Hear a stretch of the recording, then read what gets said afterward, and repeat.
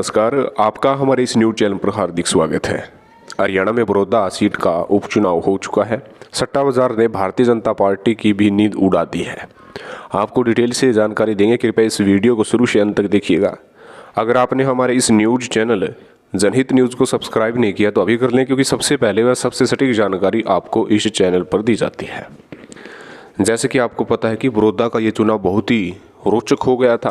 हालांकि शुरुआत में कांग्रेस पार्टी 25 से 30 हज़ार वोटों से आगे दिखाई दे रही थी, क्योंकि लेटेस्ट किसान आंदोलन हुआ था और सबसे ज़्यादा जो वोट बैंक बड़ौदा सीट पर है वो किसानों के ही हैं। और कह सकते हैं कि ग्रामीण इलाका होने के कारण भी कहीं ना कहीं विपक्षी पार्टी को बड़ा भरपूर फायदा होते हुए दिख रहा था। लेकिन जैसे तैसे करके बीजेपी और जसपा गठबंधन के प्रत्याशी ने मिलकर कहीं ना कहीं 25 से 30 हज़ार वोटों के आंकड़े को कम किया। लेकिन अब सट्टा बाजार ने भाजपा की खासकर नींद उड़ा दी है। भाजपा ने ऊपर से नीचे तक अपने बड़े बड़े नेताओं को दूसरे जिलों से बुलाकर प्रचार प्रसार करवाया जा रहा था। साम दाम दंड भेद के द्वारा इस बड़ौदा के चुनाव को जीतकर यहाँ पर जो सूखा चल रहा है भारतीय जनता पार्टी का न जीतने का, उसे दूर करने की कोशिश किया जा रहा था। लेकिन सट्टा बाजार आपको बता दें कि कांग्रेस पार्टी के सबसे कम भाव बता रहा है। सबसे कम भाव कांग्रेस पार्टी के बता रहा है। सट्टा बाजार का नियम है, जिसके भाव कम होते हैं वही कैंडिडेट, वही पार्टी जीतती हुई नजर आ रही है। यानी कांग्रेस पार्टी को सट्टा बाजार जीतते हुए दिखा रहा है और बीजेपी पार्टी को कहीं ना कहीं भाव में कांग्रेस से बढ़ोतरी भी है, लेकिन ज़्यादा डिफरेंस नहीं है। यानी 5 से 7 हज़ार वोटों के बीच में ये अंतर हार जीत का हो सकता है, ज़्यादा अंतर होने वाला नहीं है।